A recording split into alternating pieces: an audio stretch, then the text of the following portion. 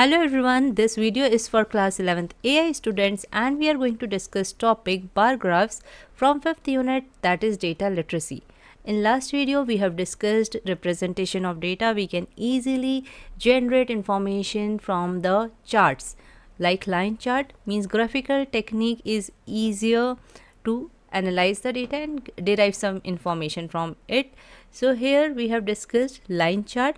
Using plot function we have plotted line chart, we have used CSV file also, and even without reading CSV file we have created line chart. So in this video we will see that how we can create bar chart and what is the use or in which situation we should use bar chart. So a bar chart or a bar graph is a graph that presents categorical data with rectangular bars with heights or length proportional to the values that they present. So we can represent some categories like school names or students name और maybe population in different years. So हम like different years भी एक category होगी और हम इनके लिए जो भी इनकी वैल्यूज़ होती है इनके लिए रेक्टेंगुलर बार्स ड्रॉ करते हैं. लेंथ और height of these rectangle or we can say rectangular bar will be equal to their values, means will be proportional to their values. तो it means कि जिसकी भी जिस rectangular bar की height ज़्यादा है it means उस category की value भी ज़्यादा होगी.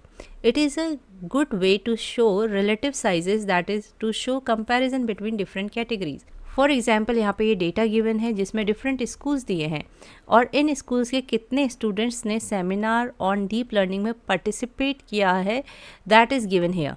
सो when we will see its bar chart, जब हम प्लॉट करेंगे तो एक्स एक्सिस में we will write the categories. Bar chart आपने पहले भी बनाया होगा क्लास 10th में, तो हम एक्स एक्सिस में कैटेगरीज लिखते हैं एंड वाई एक्सिस में वी राइट द वैल्यूज़. और फिर ऑक्सफोर्ड की लाइक वैल्यू है 123 स्टूडेंट्स ने पार्टिसिपेट किया था, तो हम इसके लिए 123 की हाइट वाला जो है रेक्टेंगुलर बार ड्रॉ करेंगे. If I ask that from which schools total number of students participated were maximum, so you will say संस्कृति. In the same way if I से कि दिल्ली या ज्योतिष में से कौन से स्कूल में ज़्यादा स्टूडेंट्स थे या कम स्टूडेंट्स थे, so we can easily compare the bar से देख के हमें पता चल जाएगा कि दिल्ली पब्लिक स्कूल से जो पार्टिसिपेशन था वो कम था इन कंपैरिजन टू ज्योतिष central school.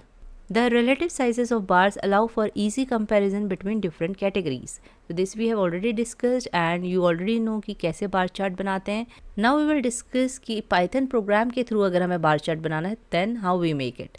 As we have already discussed most of the line of codes in line chart. अगर आपने वो वीडियो नहीं देखी है तो आप एक बार line chart वाली वीडियो देखिएगा, उसके बाद यहाँ पे bar chart वाली वीडियो को समझिएगा. Then it will be easier to understand this bar chart. So like in line chart, we will first import matplotlib library and its pyplot sub module as a alias, that is PL. तो PL यहाँ पे alias है for matplotlib.pyplot.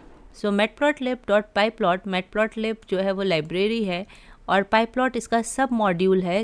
So matplot library is used for plotting the charts and pyplot is a sub module which provides so many functionalities like title, x label, y label, bar, plot. These all the functions are part of pyplot sub module. Now because we have to plot the data, plot bar chart against X axis and Y axis, हमें दोनों X axis और Y axis की value चाहिए. Then like हमने line chart में भी data store किया था इन लिस्ट वेरिएबल, हम लिस्ट के फॉर्म में डेटा स्टोर करेंगे एक्स एक्सिस का एंड वाई एक्सिस का. टेक्स्ट है तो आप इसे कोट्स के अंदर एनक्लोज करेंगे. So this one is for x axis and this one is for Y axis. X label, Y label, ये फंक्शंस हम पहले ही डिस्कस कर चुके हैं लाइन चार्ट में भी कि x label is used for mentioning the label for x axis, और आपको जो भी यहाँ पे लेबल डिफाइन करना है वो आप एक्स लेबल फंक्शन के अंदर लिख सकते हैं. Y label is another function which is use to define the label for Y axis. Title जो है वो किसके लिए यूज़ होता है आपका, यहाँ पे चार्ट टाइटल मेंशन करने के लिए you have to use this one. In case you want to change the color of this or you want to change its font size or font name, तो फिर आप यहाँ पे कॉमा करके attributes लिख सकते हैं like colour equals to green. So what will happen कि जो ये वाई लेबल है इसका कलर क्या हो जाएगा, वाई लेबल का कलर ग्रीन हो जाएगा. By default it is black. So we will try it practically also. But what is the major difference between line chart and bar chart, that is of this function. वहाँ पे हम pl dot plot लिख रहे थे for line chart के लिए, यहाँ पे हम बार लिखते हैं, डॉट बार, फिर एक्स एक्सिस और वाई एक्सिस की वैल्यू के लिए हम यहाँ पे ये लिस्ट वेरिएबल्स लिखे हमने। Then colour is the attribute, colour attribute से हम कलर डिफाइन कर सकते हैं for these rectangular bars. So here C is the colour code, और C कलर कोड क्या रिप्रेजेंट करता है, cyan colour. So cyan colour is represented by C colour code, and then at the end जब आपका chart बन गया तो फिर आपको उसे डिस्प्ले करना है using show function. It is mentioned here also, bar chart is plotted in Python using function bar. So using bar function we can plot the bar chart. Attributes, this we have already seen, color attribute, then edge color. If you want to change the color of this edge, then you can just write inside this bar chart, ये जो dot bar आप लिखोगे तो bar function के अंदर आपको लिखना है edge color equals to then whatever color you need. Then width, आप width भी define कर सकते हो bars की. So let's try this practically. Now I have opened Jupyter Notebook and I have written the code here, import then matplotlib.pyplot.spl. यहाँ पे मैंने instead of writing these school names I have taken the previous data only, जिसमें हमने month लिखा था, line chart वाला data, month and rainfall. month name की एक हमने list variable बना लिया जिसमें हमने सारे name of months store किए हैं। ऐसे ही rainfall की values in centimeter we have stored in rainfall list variable. Then using bar function I have plotted bar chart, and then month x axis और rainfall जो है y axis के लिए variable है। color I have defined G, and then width equals to 0.5 for the bars, and then edge color K.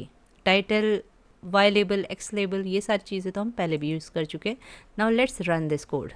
So now we can see the output that यहाँ पे rainfall हमने title describe किया है, then y label is rainfall centimeter, x label is month, and यहाँ पे colour equals to are हमने attribute define किया है, कलर एट्रीब्यूट। सो मंथ जो है रेड कलर का है, अदरवाइज बाय डिफ़ॉल्ट ये जो भी कलर है लेबल्स का या फिर चार्ट टाइटल का दैट इज़ ब्लैक। तो हम यहाँ पे से इनका font size, font name change कर सकते हैं। नेक्स्ट कलर हमने ग्रीन डिस्क्राइब किया है for bar chart. If you will not write any colour value here, अगर आप कलर एट्रीब्यूट यूज़ ही नहीं कर रहे then you will see that by default it is of blue colour. H colour equals to K किया है तो के कलर कोड जो है वो ब्लैक को रिप्रेजेंट करता है, that's why it is of black colour. In case अगर हमने एच कलर को भी रिमूव कर दिया, एच कलर एट्रीब्यूट को, देन यू कैन सी कि एच कलर जो है बाय डिफ़ॉल्ट सेम कलर की आ रही है, ब्लू कलर की। विड्थ 0.5 है, so this decides the width of the bars. अगर हम इस वैल्यू को इंक्रीज़ करते हैं like 1, so you can see कि विड्थ जो है वो इंक्रीज़ हो गई है।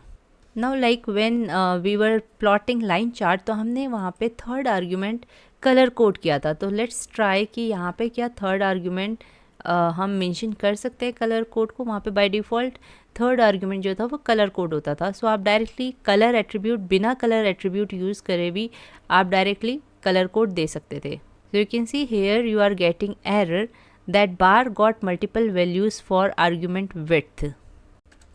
And now in case if you will write colour equals to G तो आउटपुट आ रहा है। तो इसमें बाय डिफ़ॉल्ट आपका कलर कोड नहीं लेता, आपको कलर एट्रीब्यूट मेंशन करना ही पड़ेगा।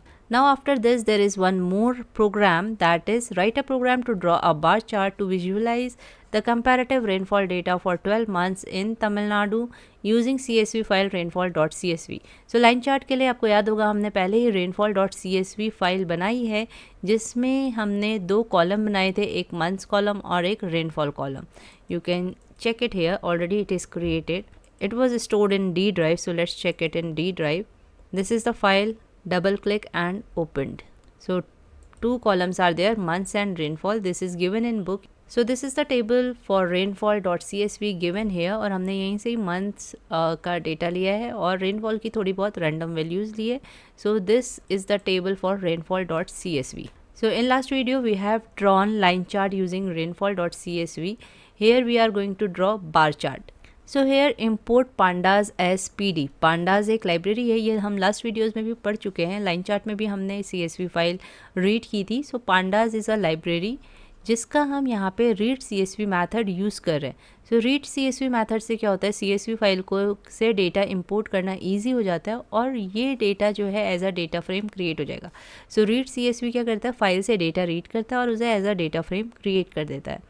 सो हेयर पांडास लाइब्रेरी का हम रीड CSV मेथड यूज़ कर रहे हैं for reading this rainfall.csv file और इसके थ्रू हम डेटा फ्रेम क्रिएट कर रहे हैं। मैटप्लॉटलिब लाइब्रेरी हमने यूज़ की है जिससे कि हम बार चार्ट ड्रॉ कर सकें।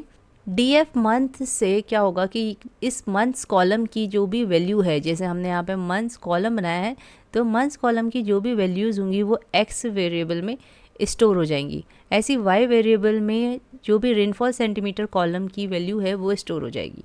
सो यहाँ पे अगर आपने रेनफॉल सेंटीमीटर लिखा है तो यहाँ पे कॉलम नेम कॉलम हेडिंग भी रेनफॉल सेंटीमीटर होनी चाहिए।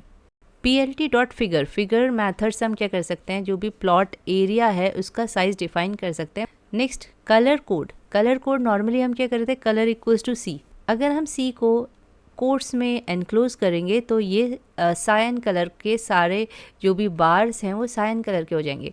बट यहाँ पे क्या किया है, कलर इक्वल्स टू C लिखा है और C यहाँ पे एज अ लिस्ट वेरिएबल है, यहाँ पे लिस्ट है C और लिस्ट में क्या स्टोर्ड है, colour codes for different bars. तो यहाँ पे क्या किया है कि हर एक बार के लिए डिफरेंट कलर कोड डिफाइन किया है। So if you want to assign different colours to different और टू इंडिविजुअल बार्स तो आप क्या कर सकते हैं, you can take a list variable C या कोई भी लिस्ट वेरिएबल और उसमें सारे बार्स के लिए कलर कोड डिफाइन कर सकते हैं। नाउ बार, यहाँ पे बार फंक्शन यूज़ किया है फॉर ड्राइंग बार चार्ट जिसमें x एक्सिस y एक्सिस की वैल्यूज़ हैं। Then colour equals to C, colour code define किया है। Then H colour equals to K। So H colour equals to K की वजह से क्या हुआ है, यहाँ पे ब्लैक कलर की आपकी H कलर आया है। एक्सटिक रोटेशन इक्वल्स टू 45, ये तो हमने लास्ट वीडियो में भी देखा था कि अगर आपको एक्सटिक्स को रोटेट करना है बाय सेम एंगल तो आप डॉट एक्सटिक्स फंक्शन यूज़ करके रोटेशन उसका एट्रीब्यूट और फिर यहाँ पे एंगल डिफाइन करेंगे। आप 90 कुछ भी एंगल डिफाइन कर सकते हैं। X label is for label for x axis, ये मंथ्स है। ये ब्लू कलर का इसलिए आया क्योंकि यहाँ पे कलर इक्वल्स टू B किया है। फॉन्ट साइज भी मेंशन कर सकते हैं using font size attribute. So let's do it practically. I have written the code here and now let's run it. So because I have written here rotation equals to 90, इस वजह से यहाँ पे जो भी एक्सटिक्स है वो रोटेट हुए 90 डिग्री। यहाँ पे हमने एक्स लेबल के लिए कोई कलर नहीं डिफाइन किया है। So if I want to define colour for X label so I can define comma colour equals to red के लिए R। ऐसे अगर आपको इसका फॉन्ट नेम डिफाइन करना है या फॉन्ट साइज करना है then you will write font name equals to Arial. You can see font name भी हो गया, ऐसे आप फॉन्ट साइज खुद से ट्राई कर सकते हैं। So this program is done. बस यहाँ पे एक इम्पॉर्टेंट चीज़ है कि जब आप रीड CSV फंक्शन के अंदर पाथ ऑफ द फाइल दे रहे हैं तो ये path of the file complete path होना चाहिए। जिस लोकेशन में भी आपकी CSV फाइल है उस लोकेशन में जाएंगे and then you will copy the path of this file. तो आप राइट क्लिक करके प्रॉपर्टीज़ में जाके you can copy the path and name of the file. और अगर आपको सिंगल स्लैश में कोई वार्निंग आ रही है तो आप डबल स्लैश यहाँ पे यूज़ कर सकते हैं, क्योंकि समटाइम इट हैपन्स कि अगर सिंगल स्लैश है और हम इसे एग्जीक्यूट कर रहे हैं तो यहाँ पे वार्निंग आती है इनवैलिड एस्केप सीक्वेंस। मींस जो स्लैश आ रहा है वो उसे एज ए एस्केप सीक्वेंस लेता है और इसकी वजह से वार्निंग आती है। एरर नहीं आ रहा है, it is just a warning. आपका प्रोग्राम फिर भी एग्जीक्यूट करके आउटपुट आ रहा है। सो आई होप कि ये प्रोग्राम आपको समझ में आ गया होगा कि बार चार्ट हमें कब यूज़ करना चाहिए और किस तरीके से हम बार चार्ट यूज़ करते हैं। सो बार चार्ट के लिए ऑलमोस्ट प्रोग्राम सेम है लाइन चार्ट की तरह। इसमें भी हम X label Y label title और आर्ग्यूमेंट्स यूज़ कर रहे हैं, एट्रीब्यूट्स यूज़ कर रहे हैं बार फंक्शन के लिए। ओनली कुछ चीज़ें डिफरेंट है, जैसे कि प्लॉट की जगह यहाँ पे बार फंक्शन यूज़ हुआ है और वहाँ पे हम marker colour, marker H colour, ये सारे एट्रीब्यूट यूज़ कर रहे थे जो कि हम बार चार्ट में नहीं यूज़ करते हैं। So this much for this video. I hope आपको बार ग्राफ अच्छे से समझ में आ गया होगा। Stay tuned for remaining videos. और अगर आपको ये वीडियो पसंद आई है तो लाइक करिएगा वीडियोज़ को एंड सब्सक्राइब करिएगा चैनल को। Thank you for watching this video.